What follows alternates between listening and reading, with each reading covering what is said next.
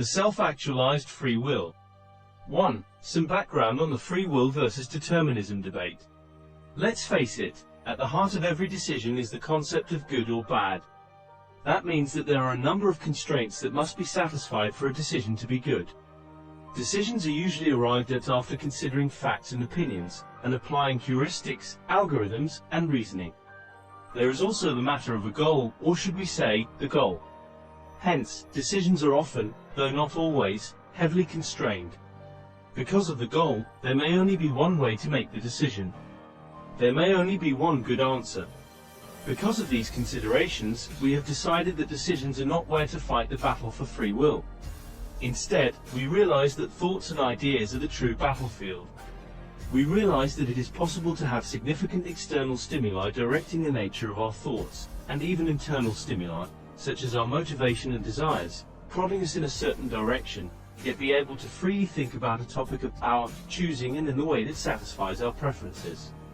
We see our preferences as a constraint that is absolutely necessary for free will. If we do not satisfy our preferences, what would be the purpose of free will? 2. Two definitions of determinism. A.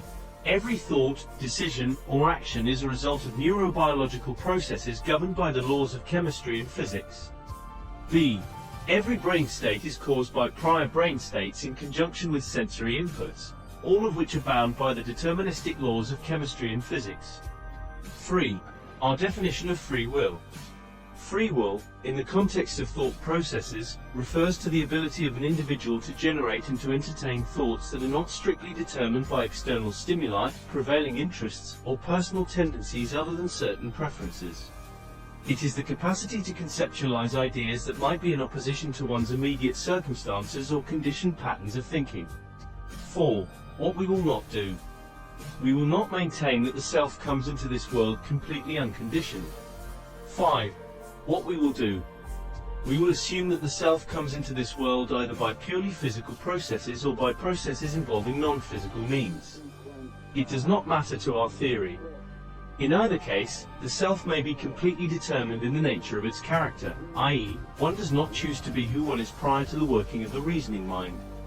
Whether the mind is different than the brain also bears no relevance to the arguments presented here. To the extent that we will direct arguments against any position, we will direct it toward the position of hard determinism. The theory presented here assumes determinism but posits a point of view or goal for free will and a means of accommodating that point of view or goal. 6. What can influence one in a deterministic way? A. Personal history. B. Genetic history. C. The self. D. The mental apparatus itself. The intelligence of the individual is one of the greatest constraints that we know of in this regard. 7. A nearly fatal weakness of absolute or hard determinism. This is the position of hard determinism. All thoughts and beliefs are the result of neural processes that are deterministic. Therefore, the belief in neural determinism itself is a product of neural processes. Self-reference argument. If one's belief in determinism is the result of deterministic processes, then one's belief is not arrived at by evaluating evidence or reasoning but by inevitable neural activity. Therefore, if the belief in determinism is not a freely chosen belief but a determined one, then the trust in that belief's validity is undermined. This is because, under determinism, one could not have concluded otherwise, regardless of the evidence or arguments.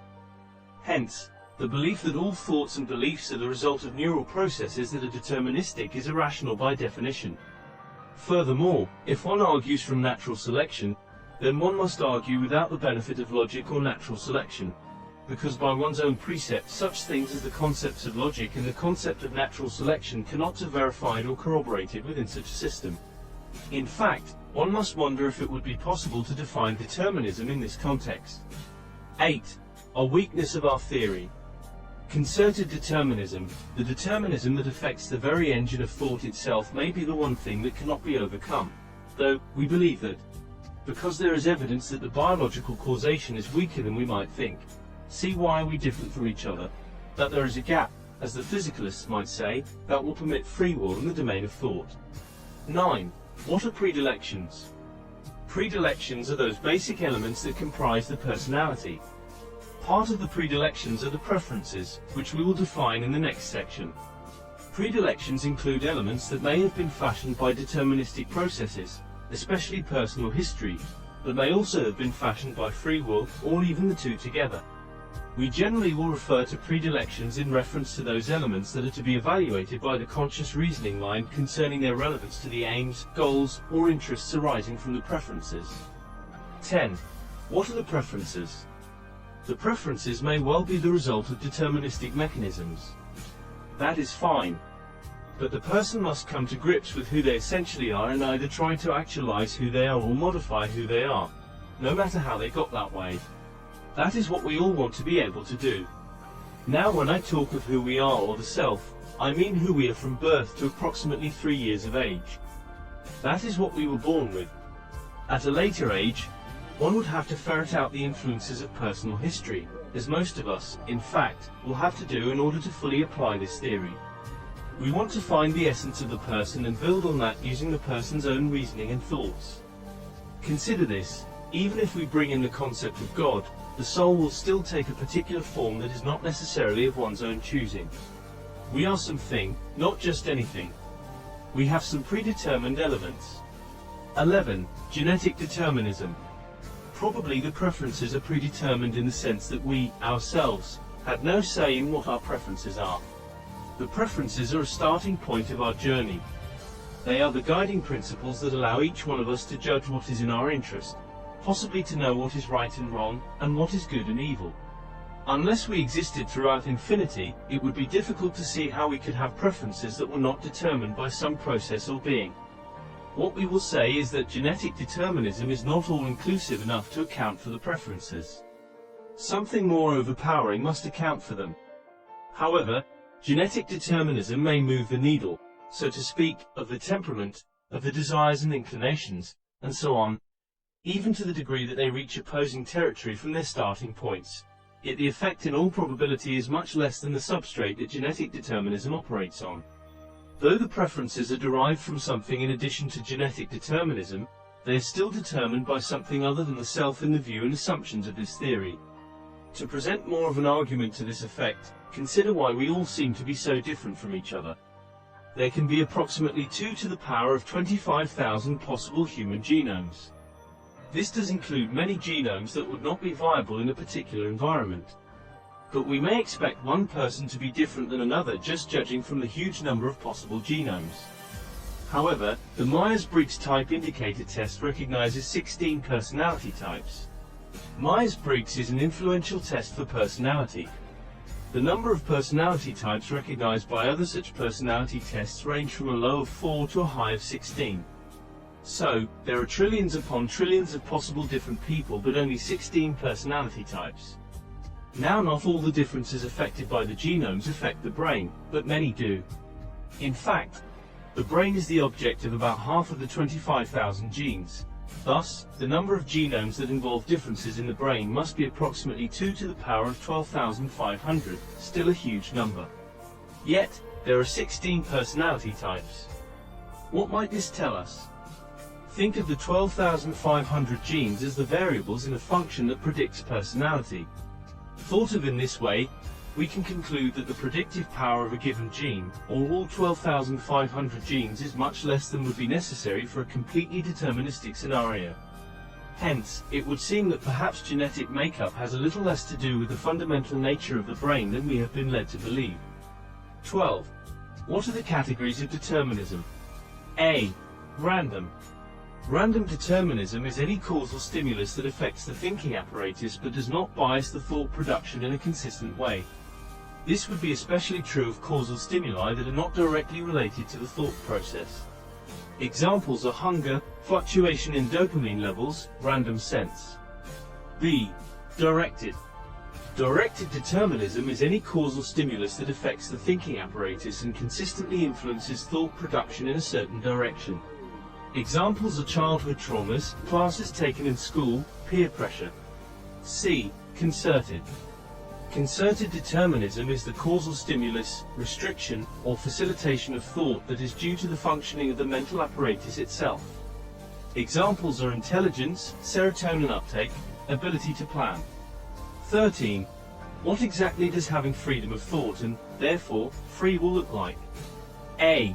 The goals of freedom of thought or free will. The fundamental usefulness of free will for a modern person is self-determination and thereby self-fulfillment and purpose. B. How to achieve freedom of thought or free will. I. Generally, if one does not learn and practice knowing oneself at a deep level, one will be determined to some extent by nature and events. Therefore, most people may be slaves to deterministic effects. But this is the way of almost everything in life, i.e., life has strict requirements but no instruction manual. What we want to do is provide the instruction manual. The exigencies of life probably point us to examination and understanding of the self. Perhaps that is part of the meaning of life. So, possibly the average person does manage to throw off the shackles of determinism and become something like his or her true self just because of the realities of life. Yet, I agree that many will not. Predilections and precepts arrived at from experience are a good thing to the extent that they are sanctioned by the true nature. The preferences are the true nature in the view of this theory. Now when I talk of who we are or the self, I mean who we are from birth to approximately 3 years of age. That is what we were born with. At a later age, one would have to ferret out the influences of history, as most of us, in fact, must do. We want to find the essence of the person and build on that using one's own reasoning and thoughts. All the preferences of a person could be evil or base, we understand this. In that case, should the person become self-actualized? Self-actualization would be good for the person in that it would satisfy his or her most fundamental desires. Self-actualization is what we all want. But predilections and precepts derived from experience may come to the rescue in such a situation. One such person might reason thus: I have a tendency to do every evil thing according to my preferences. Yet I know that from my experience that to follow the path of my preferences will lead to my punishment, pain, and suffering. Therefore, I choose to resist the preferences and avoid the severe pain that would come to me. Now this situation would not be ideal from the point of view of the individual involved, because the basic essence of the individual would be denied. However, it might be better for the individual than the alternative. If one is aware of the deterministic influences, then one can reschool one's preferences. Just as one can learn, on purpose, to eat shrimp and actually like it, one can change one's preferences. The key is to determine what kind of person one is, and what kind of person one would like to be. Then the task is to retrain the preferences to become like that person. Genes are not complex enough to determine who a person is. Neither is society. Neither are your parents, your upbringing, or all taken together. One is probably a unique person before they reach 3. Exactly how this works, we can only speculate. To what extent it is physical, we cannot say. But we do know that who that person is must be discovered and acknowledged. That is done through uncovering one's preferences. However, your personal history leans in a certain direction for each issue or problem at hand. So, one is buffeted toward one direction in your thoughts on a given topic. One must apply as much logic to one's thinking output as one can, and thereby remove any rank prejudice that history produced. Does one's history affect the individual thought production itself? Certainly, it can. But if one has become aware of who one is and how the deterministic effects buffet them, it becomes easier to produce thoughts like the ones the self prefers and keep the thinking apparatus on the straight and narrow. In a way, we probably see this self-correction in whole societies from one era to the next. That the self be expressed in its interaction with the world to an appropriate degree is the real issue. The self should be corrected and refined by life on the one hand, but expressed after its refinement on the other, or at least acknowledged and dealt with. With self-knowledge this is possible as regards history. However, the greatest happiness for most will be to pursue the preferences and to choose routes in life that achieve the expression and goals of the preferences. E. Against random determinism. Resisting random effects on thought requires that the mind must simply filter the thought product for tendencies that are inappropriate for the subject at hand. Since the effects are random, the effects of random deterministic causes will not be appropriate for most thought processes. Random processes with respect to a given thought event is the way we see definition 2b playing out in most cases, because the atomic or molecular behavior would, for the most part, be entirely divorced from the thought event. E. Against directed determinism. When there is a direction to the determinism, the individual must recognize the direction that determinism is moving him or her and decide, based on the preferences, the best way to handle the bias. IV. Against concerted determinism.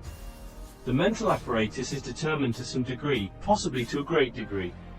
Definition 2a applies here. Neurobiological processes are concerning to our theory. However, the crowning effect of such processes may be the control it seems to weld over the level of intelligence a person has, which is very important generally but not necessarily to this project. The confluence of the various causes involved in such processes may strangle free will because their influences could impinge on so many facets of the thought processes. Even so, by knowing oneself and by knowing the preferences and the predilections and precepts, one may see where determinism is biasing thought production and work to remedy it. Not always, however. As an example, the hold that deterministic processes have on the brain can act as something other than just a biasing mechanism. Take intelligence for example.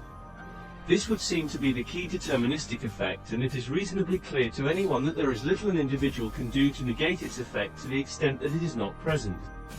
There may be other similar effects that one could identify. The following are arguments that various interested professionals could make and our attempted answers concerning our theory of free will, 14 to 19. 14. Argument against from the physicalist. A. The argument. Because all effects result from one or more causes, there simply is no gap in which free will can operate. Therefore, free will is an illusion. B. The answer. My first answer is to give the self-reference argument and demonstrate the inconsistency of the position. Afterwards, we point out that there are at least three classes of causes, and that the procedures herein will handle them as far as we have been able to conclude. We await scientific evidence on this issue. 15. Argument against from the theologian. A. The argument. Free will is granted by God and is not constrained as in your theory. B. The response. We are saying that a very satisfactory form of free will is available to most even if physicalism is entirely true. We are not speculating either way on other possibilities of free will. 16. Argument against from the dualist. A. The argument. Free will is not constrained because the mind is of an entirely different nature than the body or any substance in the physical world. B. The response. The mind is constrained as it presents itself in this physical world. The mind behind the mind may be unconstrained, but we cannot have complete knowledge of it, and so far, we have very little knowledge of it. Free will appears to be constrained in a certain way without question. We have talked about the constraining effect of intelligence, for example. Now it may be possible to overcome such a constraint. If so, someone must demonstrate how. But until then, the notion stands that the thought process is constrained. Yet we have free will. 17. Argument against from the neuroscientist. A. The argument. Thoughts and decisions are made microseconds before they appear to the subject and are thus unconscious. Because they are unconscious, there is no real agent producing them. Therefore, free will does not exist. B. The response. Again, absolute determinism is inconsistent with everyday life. If we accept strict determinism, we must forego reasoning in essence. Nevertheless, our theory deals exclusively with the conscious aspects of thought.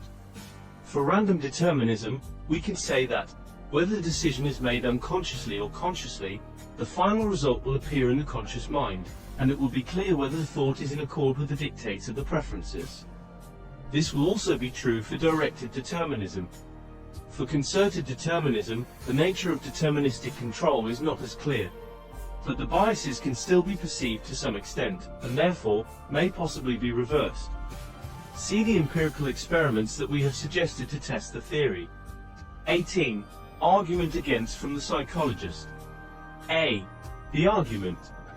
The thought process is shaped by the physical environment of the brain, the history of the individual, the genetic makeup of the individual, and psychological mechanisms that operate based on individual history and environment.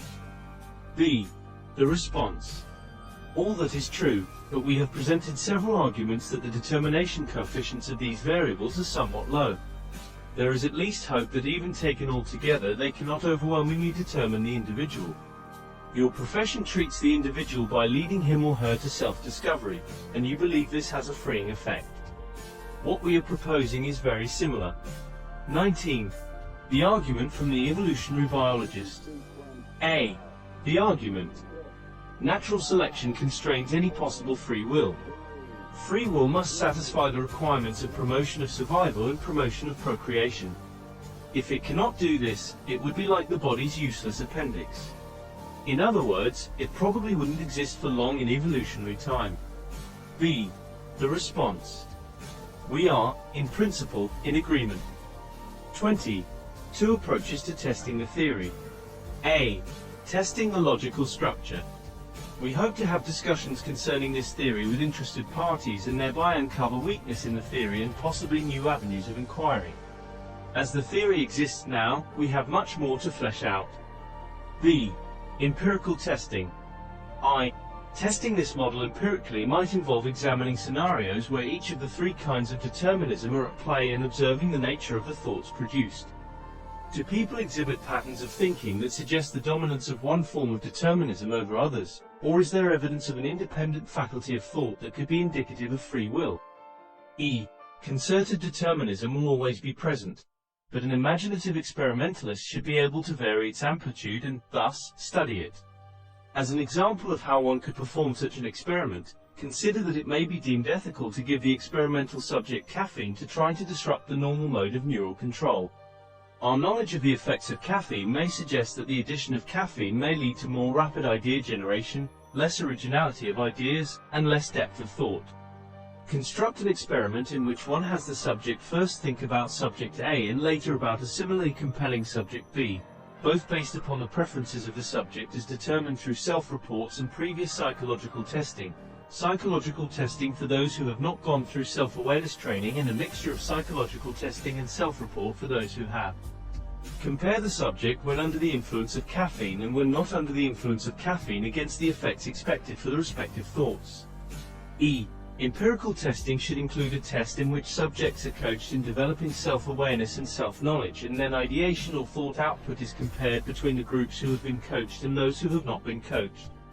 In those who have been coached, there may be a test of the degree to which each subject is able to practice self-knowledge and self-awareness by comparing certain psychologically well-defined and testable syndromes or attributes to the subject's self-report or other test results. 21. Conclusion. We conclude that free will exists in the realm of thought and ideas. We acknowledge that looking for free will in the realm of decisions is probably not fruitful because decisions are constrained by nature in most cases. We have discussed the role of the most basic nature or essence of the person involved in the attempt to become somewhat free of deterministic influences, that is, the preferences. We concluded that the preferences are to be refined and expressed. The only case in which we concluded that another path would be better was the case where the preference was base or evil. In that case, we suggested that use of history and learning could allow the person to retrain the preferences, at least to some extent. While genetics, personal history, and a number of other factors represent potential causes that could influence the person, they do not exclusively define the person's thought processes. We provided arguments that genetics probably does not have the capacity to construct deterministic prisons for the mind. There seems to be room for free thought. We gave an argument that seems compelling against hard determinism.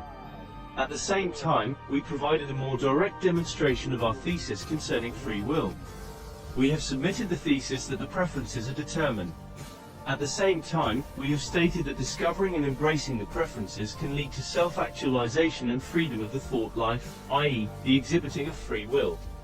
We argue that the person must engage with the preferences, refine them as necessary, and express them by letting them inform the thought life.